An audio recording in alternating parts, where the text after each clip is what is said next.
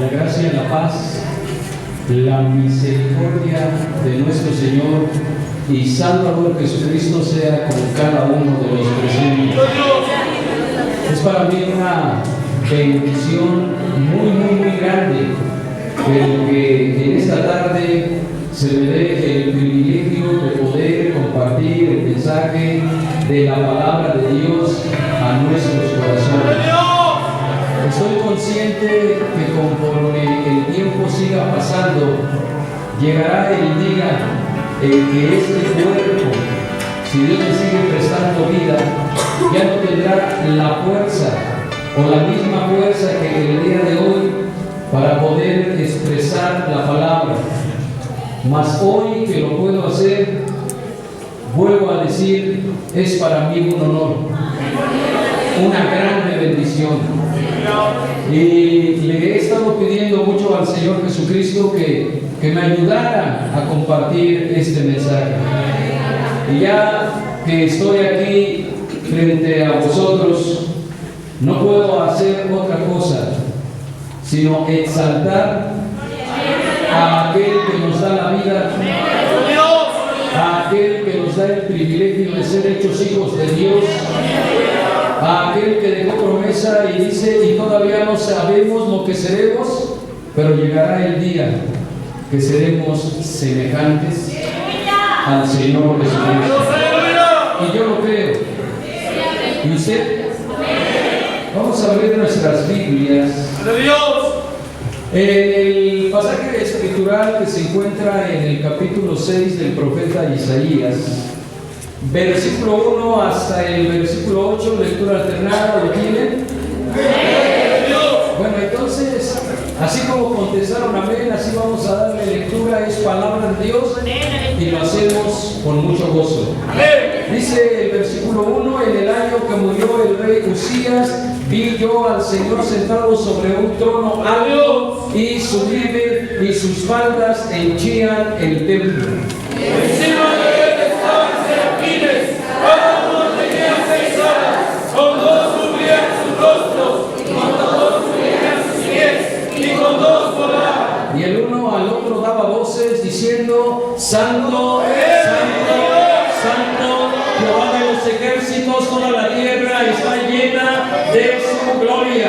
Y los oficiales de las puertas se estremecieron con la voz del que clamaba, y la casa se hinchó de humo. Entonces dije: ay de mí, que soy muerto, que siendo hombre inmundo de labios y habitando en medio de pueblo que tiene labios inmundos, han visto mis ojos al Rey Jehová de los ejércitos.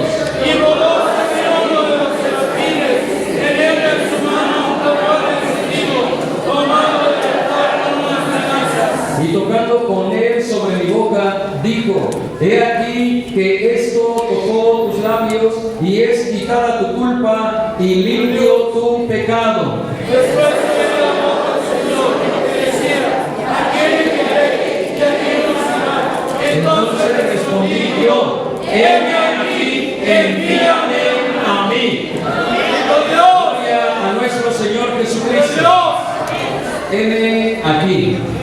He asistido a una cantidad innumerable de congresos juveniles. En algunos he sido invitado a predicar, en otros simplemente he asistido como una persona más que se sienta en una banca, en un lugar, y está atento a lo que ahí se está exponiendo. Y en los diferentes congresos juveniles que he estado, casi siempre he observado el mismo patrón de conducta de los asistentes. La mayoría de los que asisten, hablando de congresos juveniles, llegado el momento, ellos se ven animados por la exposición de la palabra, por el mover del Espíritu Santo en esa reunión, se ven tocados por el Espíritu Santo, y en determinado momento algunos de los que hacen la invitación a través de la palabra a que esa juventud se integre a servir al Señor Jesucristo. Muchos de los ahí presentes dan un paso hacia adelante en una señal afirmativa de que ellos servirán, de que ellos de un modo o de otro responderán afirmativamente al llamado que Dios ha hecho. Pero pasados los años, de repente uno asiste a las congregaciones locales y encuentra ahí a esos jóvenes señoritas que hicieron o dieron una respuesta afirmativa al llamado del Espíritu Santo en un congreso. Y se lleva uno sorpresas desagradables. Se han dado los casos que hemos encontrado jóvenes desanimados, apagados, de brazos cruzados, sin hacer absolutamente nada por la obra de Cristo. Generaciones de jóvenes que hace 25 años estaban fervientes en Cristo. Con el paso de los años, algunos de ellos han desertado, no se sabe absolutamente nada. Otros empiezan a vivir su carrera espiritual en automático. Simplemente por costumbre están asistiendo, llegando, entrando, saliendo, pero ya nada de lo de Dios impacta su vida. Todo se ha vuelto rutinario, todo se ha vuelto monótono, de tal manera que llega el momento que uno dice: ¿realmente serán cristianos? Es algo hermoso ver que el día de hoy, jóvenes, señoritas, se haga un llamado y que vengan aquí al altar y de rodillas en un encuentro precioso con el Señor Jesucristo den respuesta favorable al llamado que Él está haciendo. Es algo realmente hermoso. El problema es que con el paso de los años sean constantes, su servicio sea ininterrumpido, sin importar lo que pase, sin importar lo que venga, sin importar aquellas cuestiones que estén realmente haciéndonos daño, que los jóvenes se mantengan leales, constantes al llamado que Dios hizo a su vida. Y entonces, ¿cómo ser constantes en mi respuesta que di de sí al Señor? Tomaremos ese pasaje y vamos a buscar insistentemente a través de ese pasaje cómo puedo ser constante, perseverante en mi compromiso de servicio a Dios, sin importar las circunstancias, problemas, las personas, las emociones o el paso del tiempo. ¿Cómo puedo mantenerme firme?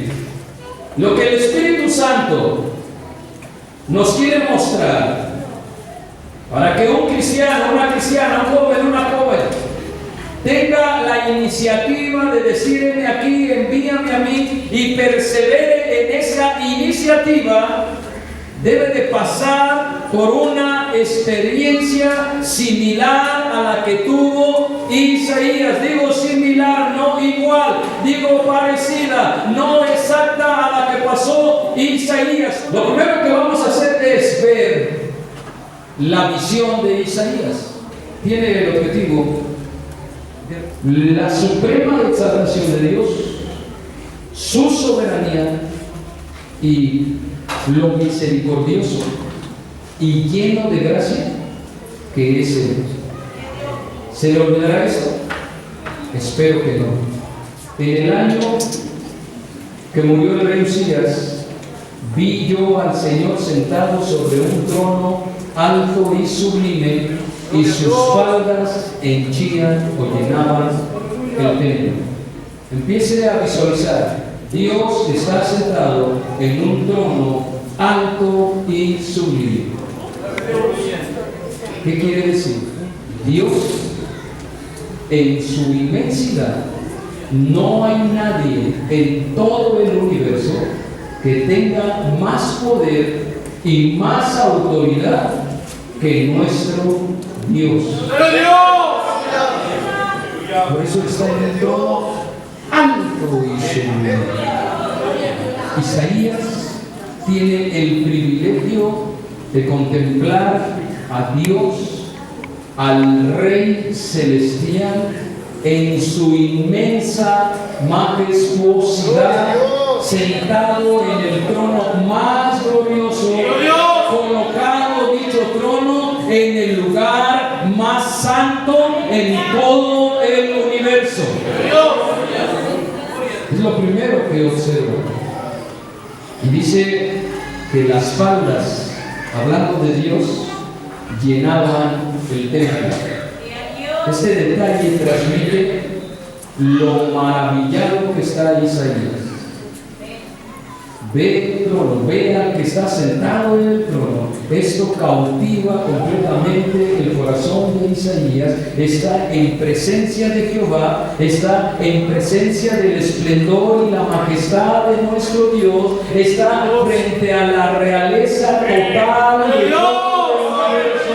Él se da cuenta que el que está sentado en el trono es infinitamente glorioso, infinitamente esplendoroso, infinitamente poderoso, de tal manera que Isaías ve las faldas, el vestuario del Señor, y Isaías se siente tan pequeño y ve a Dios tan grande que lo único que alcanza a observar es el borde, el dobladillo de las vestiduras de nuestro bendito Señor y Salvador Jesucristo. Aleluya. Isaías dice que no solamente observó toda esta grandeza, sino él también vio a un grupo potente de seres angelicales llamados serafines. Y dice que este grupo, no sé cuántos eran, se encontraban alrededor del trono alabando a Dios. El versículo dice: y encima de él estaban serafines. Cada uno tenía 6 alas, con 2 cubrían sus rostros, con 2 cubrían sus pies y con 2 volaban. ¿Cómo eran estos serafines? Nosotros exactamente no lo sabemos.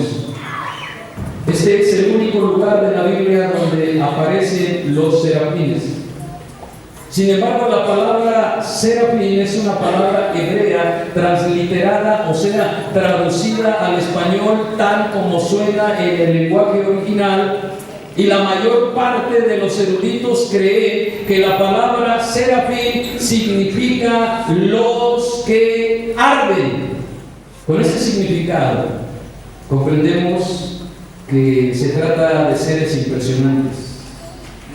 Incluso podríamos decir que hasta temibles, los que arden. Estando hablando de Apocalipsis, sobre el capítulo 4 de Apocalipsis, de repente, al estar hablando a la congregación, estábamos hablando del trono y de lo que está alrededor del trono y de los seres que están alrededor del trono. Y de repente me escuché decir: es que todo lo que está alrededor del trono no es otra cosa sino la santidad de Dios. Y aquellos seres que están alrededor del trono no son otra cosa sino los custodios de la santidad de Dios. Nadie va a pasar para manchar o mancillar la santidad de Dios, y si alguien lo quiere hacer, esos seres lo detendrán, porque Dios es infinitamente puro. Ahora, estos serafines están cantando en un cántico antifonal, o sea, de dos grupos. Un grupo está diciendo: Santo, Santo, Santo, Jehová de los ejércitos. Y el otro grupo repite, contesta: toda la tierra está llena de su gloria. Los hebreos, cuando querían enfatizar algo, no hacen lo que nosotros hacemos en la actualidad. Nosotros tomamos la computadora, queremos resaltar, enfatizar algo, ponemos esas palabras en negritas o las subrayamos. No, los hebreos, cuando querían enfatizar algo, lo repetían 1, 2, 3 veces el concepto, porque querían exaltar aquello que ellos estaban diciendo. Cuando ellos dicen que es santo, santo, santo, nos están diciendo que este atributo de Dios impregna a los demás atributos de Dios.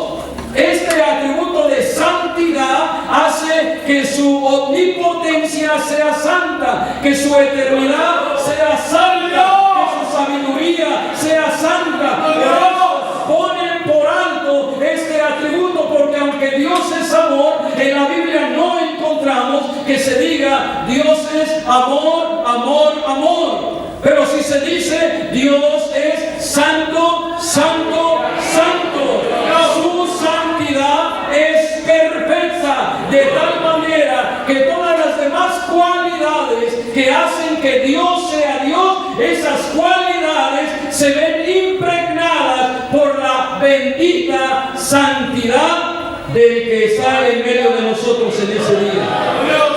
Dele gloria a Él. Dele gloria al que es perfectamente santo. Él es perfectamente santo. Cuando nosotros escuchamos la palabra santidad, la primera idea que viene a nuestra mente es que se está hablando de pureza moral. Y entonces nosotros podríamos pensar que lo que los ángeles o los serafines están diciendo es que Dios tiene pureza moral, pureza moral, pureza moral. Pero no es eso exactamente lo que se quiere decir en este pasaje. La idea que está detrás de esta oración o cántico que los serafines entonan es que Dios es totalmente distinto a toda la creación. Santo, santo, santo. Nuestro Dios es completamente diferente, totalmente distinto a toda su creación. Por eso hoy voy a utilizar una palabra que deberíamos de utilizar en la iglesia con mucho más frecuencia y que tristemente la tenemos olvidada. Pero yo les tengo que decir en esta tarde que nuestro Dios es trascendente. ¿Dios es qué, perdón? Trascendente. Dios es trascendente. No nos habla solamente de pureza moral, sino significa que Él está muy por encima de todo lo que Él ha creado. Él no toma parte de la creación. Él está muy encima de toda la creación. ¿Lo creo o no?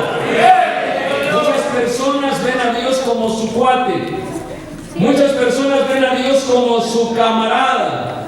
Muchas personas ven a Dios de una forma opacada o relativa. ¿Saben? Dios no está a nuestro mismo nivel. Dios y nosotros no estamos al mismo nivel. Él es el ser trascendente que está encima, pero muy encima de absolutamente toda la creación. En todo el universo no hay absolutamente nada ni nadie que pueda compararse con nuestro Dios. Él es únicamente único. Y con eso en su vista, de repente escucha que los serafines, unos seres que parecen de fuego, están diciendo: Dios es trascendente, trascendente, trascendente, Él es únicamente único. Él está siendo impactado hasta lo más profundo de su ser. Y no termina ahí la visión. El versículo 4 añade: los quiciales de las puertas se estremecieron con la voz de que clamaba. La iglesia no debe de cantar quedito, de una forma tímida. Mire, los serafines están, dice que con la voz del canto de los serafines, los quiciales de las puertas se estremecieron. El cántico de estos serafines es tan fuerte, es tan alto, es tan potente, que los quiciales de las puertas se empiezan a mover, y de repente Isaías cree o piensa que el templo se puede venir abajo. ¿Sabe qué? Bienaventurados los desafinados. Dios escucha sus alabanzas. Pero debemos de cantar fuerte con todo nuestro corazón, con todas nuestras fuerzas, con toda nuestra alma. Estos serafines que han causado una impresión muy fuerte en Isaías, estos serafines están a voz en cuello dándole la gloria al que vive eternamente. ¿Es tímido para glorificar usted o glorifica con todas sus fuerzas?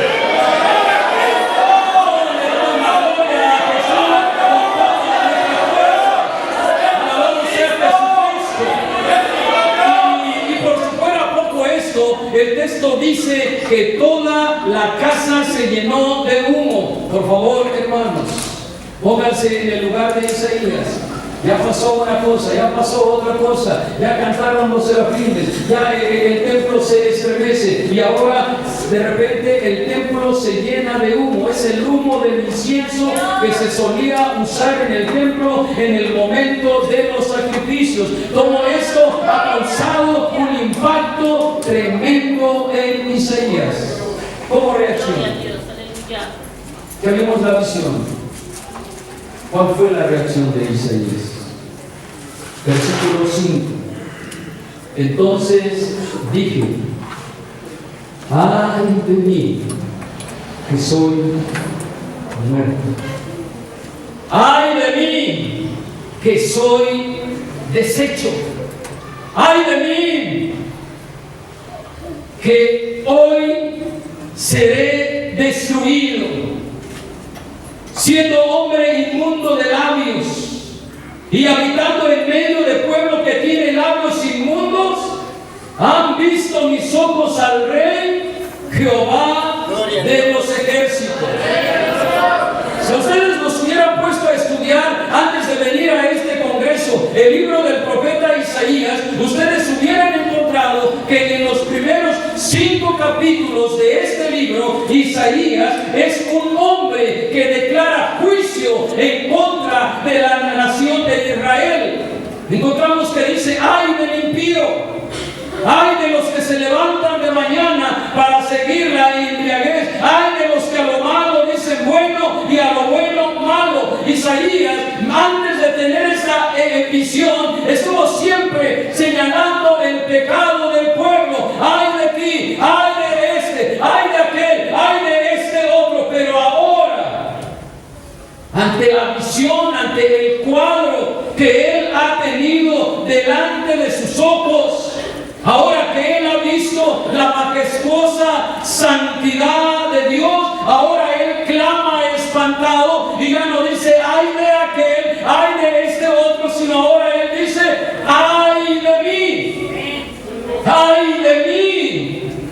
Porque si ese es el Dios que está sentado en ese trono alto y sublime, el de pureza moral, si es ese Dios que trasciende todo lo creado, el que me va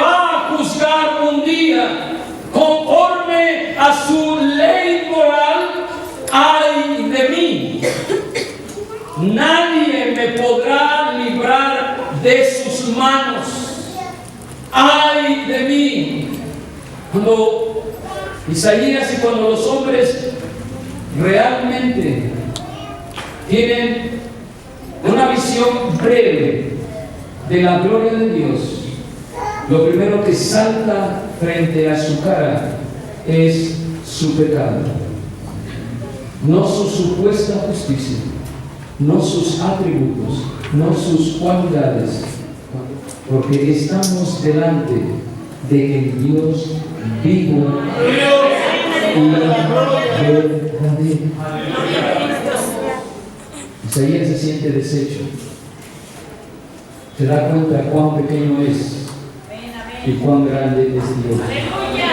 Isaías se siente acabado porque se da cuenta de su iniquidad al estar ante la presencia de nuestro Dios. Isaías está delante de esa presencia y se llena de terror. ¡Ay de mí! No merezco otra cosa sino la muerte, porque Dios es tremendamente santo. ¡Ay de mí! Que soy muerto. Cuando tú estás consciente de con quién estás tratando, la indiferencia se va, las dudas se despejan, las inquietudes son aquietadas. Entonces empiezas a decir: ay de mí. El leproso, la Biblia dice que el leproso iba por la calle diciendo: inmundo, inmundo, inmundo, para que la gente le escuchara y entonces tuviera el tiempo suficiente para no pasar por el lugar a donde el inmundo, a donde el leproso va pasando. Ahora que yo escucho a Isaías, después de haber esta visión, después de haber observado él esta visión y decir: ay de mí, y luego dice que soy muerto, porque soy persona de labios inmundos. Isaías está diciendo: soy un leproso moral. Cuando estoy delante de Dios y veo su perfecta santidad, soy un leproso moral. Estoy enfermo de pecado.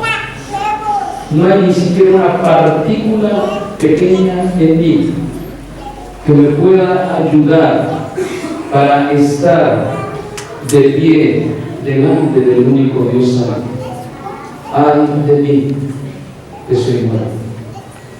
Si se acuerda que le dije que deberíamos de tener una visión semejante a la de Isaías para poder entonces decir: heme aquí, envíame a mí, y perseverar en esta decisión todos los días de nuestra vida? ¿Sí lo recuerda o no? ¿Se va dando cuenta por qué?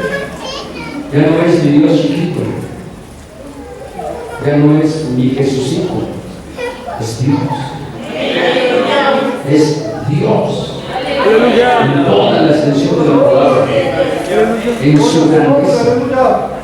Las gracias a Dios que la narración de esta visión no termina ahí gritando Isaías: ay de mí, que soy muerto. Gracias a Dios que en esta visión Isaías contempla la grandeza de Dios, su santidad, pero también conoce lo que es gracia.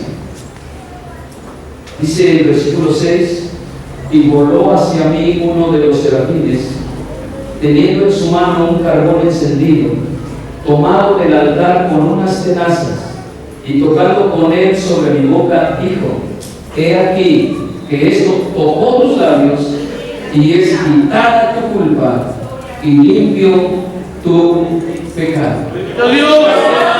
¿Le puedo hacer una pregunta, hermano? ¿Cuándo le pidió perdón a Dios Isaías? ¿Leyó usted en el pasaje que Isaías haya pedido perdón? No, el pasaje no dice que él le pidiera a Dios que le perdonara su pecado. ¿Qué hizo? Simplemente reconoció su pecado. Él cuando pronuncia: ay de mí, que soy hombre muerto, y todo lo que demás expresó, él implícitamente se está reconociendo como un hombre pecador. en arrepentimiento. Y entonces, inmediatamente Dios manifiesta hacia Isaías su gracia perdonadora.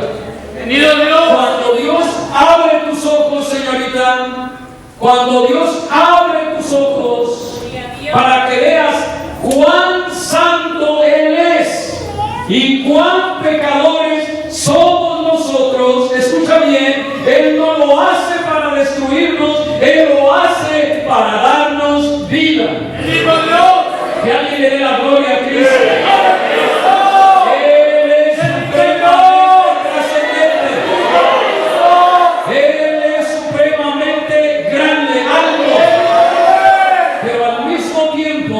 Él es el Dios de gracia.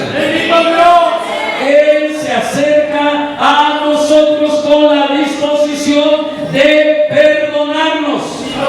¿Saben que cuando Dios manifiesta su santidad, no lo hace para destruirnos, sino para perdonarnos? Lo hace porque a Dios le fascina perdonar.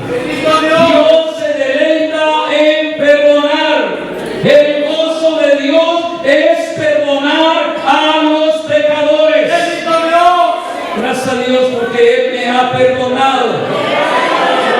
Sí, porque Él ha limpiado mi culpa y ha quitado mi pecado. A Él la gloria. Él se deleita en perdonar. Y si hay alguien aquí que todavía no entrega su vida a Cristo, es el tiempo. Hay deleite en el corazón de Dios para perdonarte. Amén. Que Dios haga la obra. Amén. Dice el versículo 6 que uno de los serafines toma un carbón encendido. Eso nos indica que se había llevado a cabo un sacrificio. Porque si no se hubiese llevado a cabo un sacrificio, ¿cómo es que había carbones encendidos? Se acababa de realizar un sacrificio.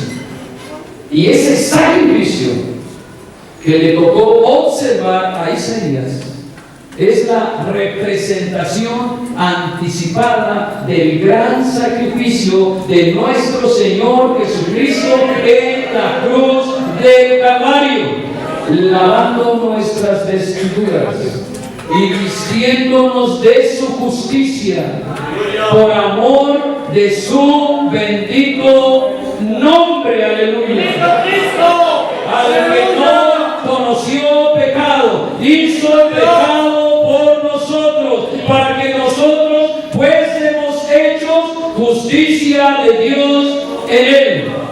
Isaías experimenta primero el terror de saberse pecador, pero después experimentó el amor, la gracia, la misericordia de saberse perdonado.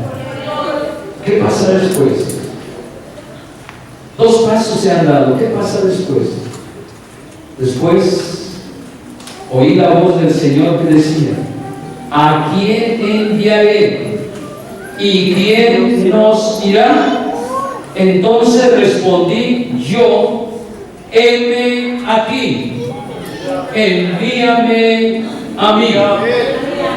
Dios no le dijo a Isaías que él iba a ser enviado. Dios no dijo que aquel que fuera enviado a dónde iba a ir, ni qué iba a hacer. Simplemente él dice: ¿a quién enviaré? ¿Y quién nos oirá? Inquieta el corazón de Isaías. Que Dios inquiete tu corazón en esta tarde. Que Dios toque tu vida en esta tarde. Quiero aclarar algo. Dios inquieta a Isaías no porque necesite a Isaías.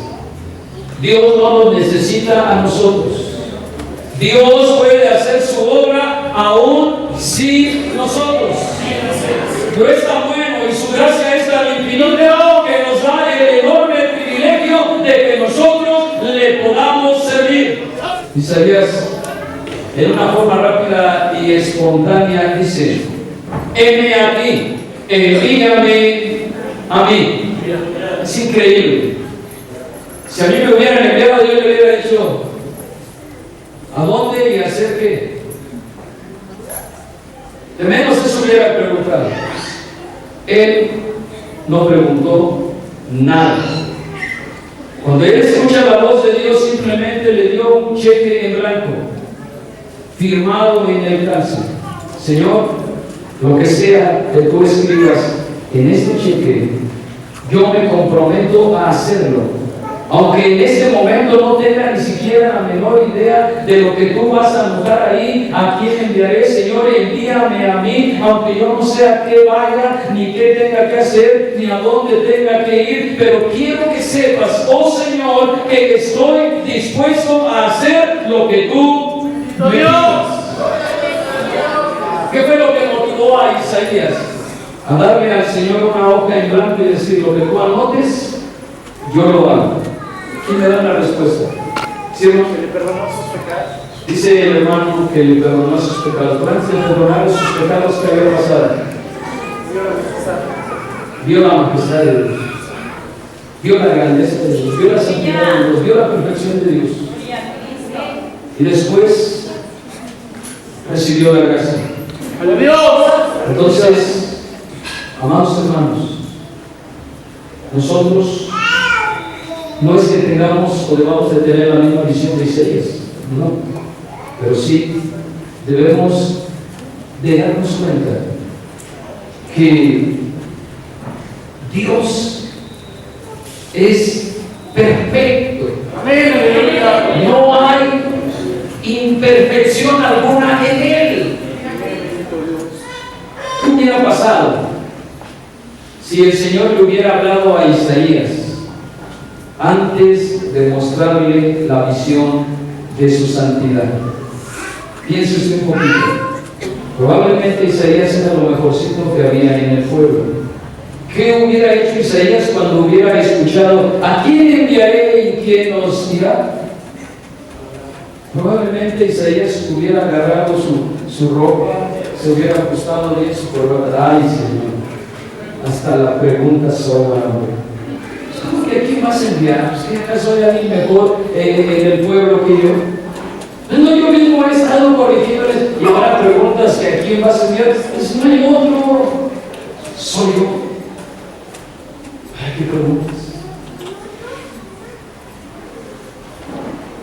Otra pregunta: ¿y qué hubiera pasado si a Isaías solamente se le hubiera mostrado la visión, ver visto a Dios en el trono, los serafines clamando, pero que a él no le hubieran manifestado la gracia perdonadora de Dios? Se queda con el sentido de culpabilidad. ¿Quién irá? ¿A quién enviaré? Y él hubiera agachado la cabeza y hubiera dicho: no, soy indigno, soy inmundo. Mi Dios es completamente santo. No puedo. Y hubiera dado la espalda y se hubiera retirado y hubiera dicho: no puedo, fracasé. Pero ve aquí entonces la belleza de la gracia, la hermosura de la gracia. Isaías, ya sentiste en lo más profundo de tu corazón la maldad de tu pecado. Ya estuviste delante de la luz majestuosa de mi santidad. Ahora, Isaías, quiero que experimentes el gozo del perdón divino. Ahora quiero que experimentes el gozo de la liberación de la esclavitud del pecado. Ahora tú te has dado cuenta lo grande que es Dios y lo pecador que eres, pero mira, ahora tu pecado ha sido perdonado. ¿Qué surge? ¿Qué pasa cuando usted experimenta el gozo de la salvación? ¿Qué debe de suceder, hermanos? Gozo, paz, gratitud.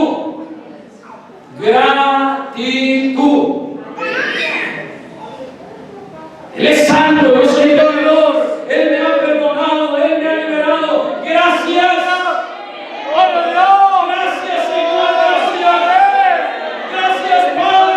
Perdón otorgado. Era camino hacia el infierno. Ahora voy por el camino angosto que conduce hacia la vida eterna. Gracias. Gratitud. Y gratitud es lo que le falta a muchos cristianos. Demasiados cristianos han olvidado el agradecimiento que produce servicio a Dios.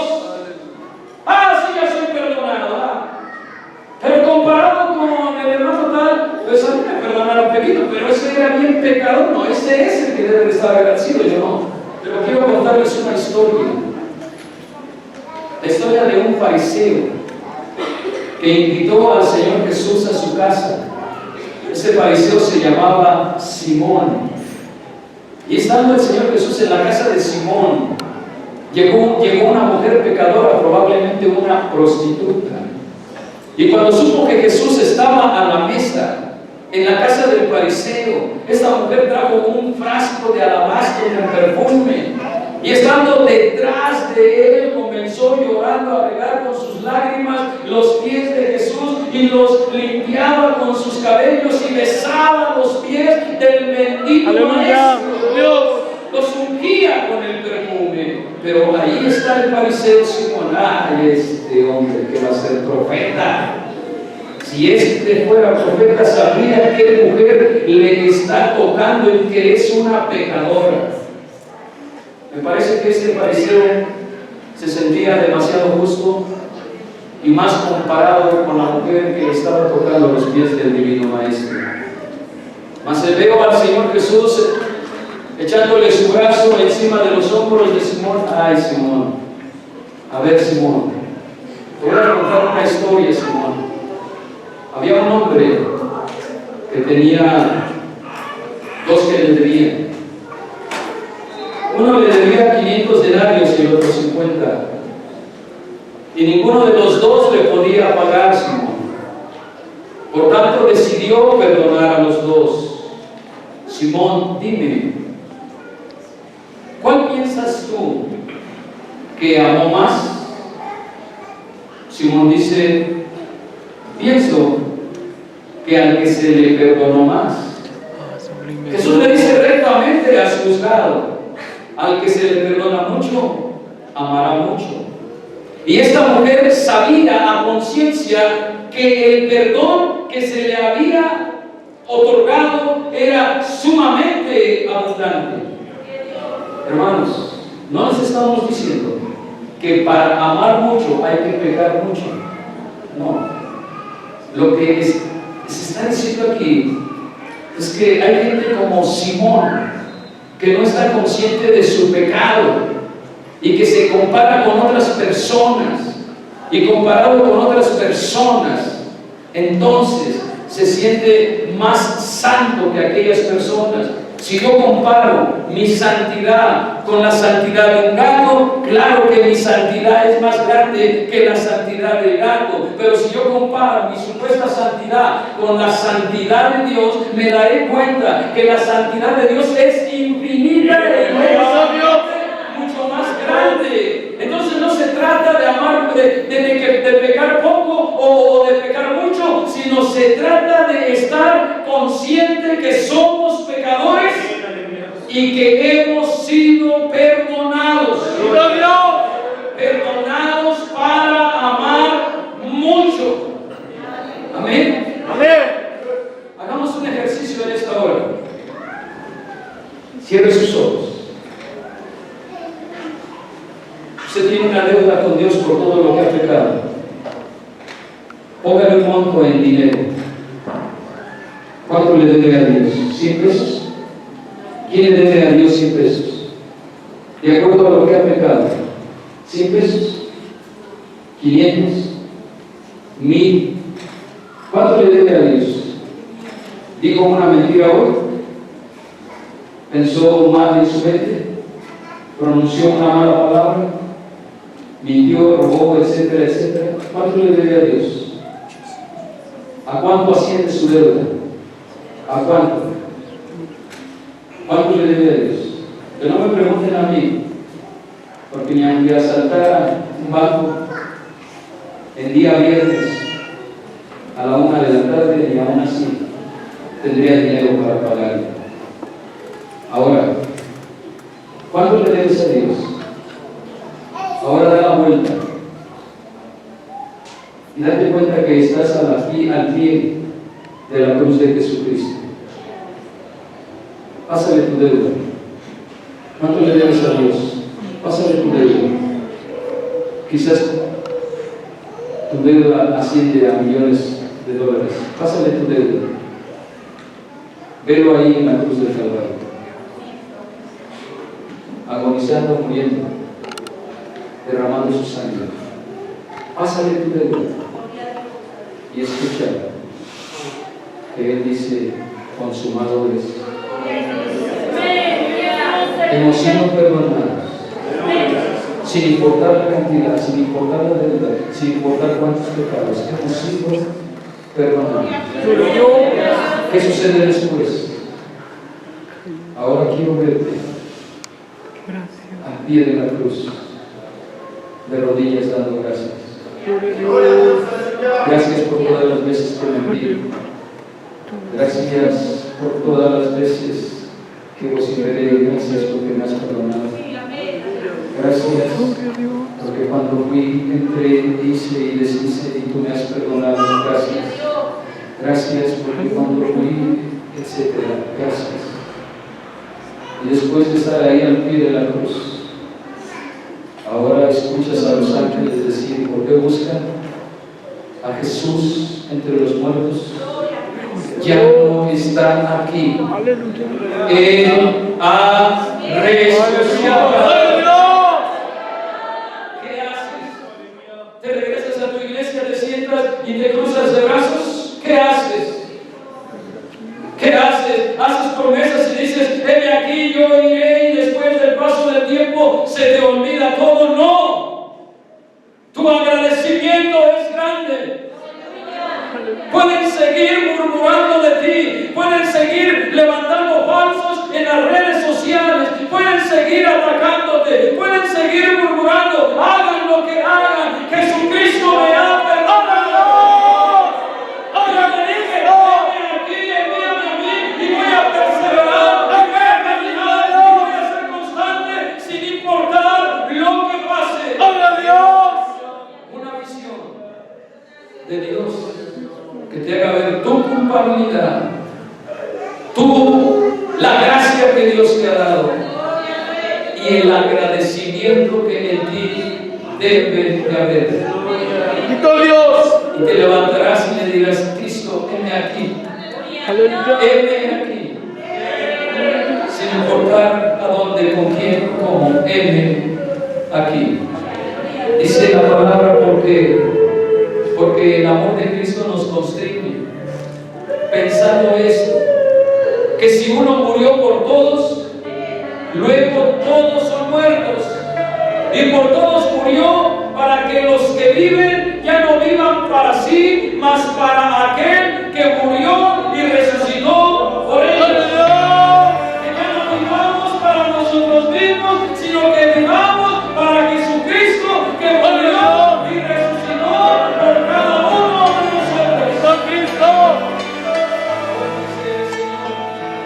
¿A quién enviaré? ¿Y quién va a ir? ¿Serás tú el que respondas amén?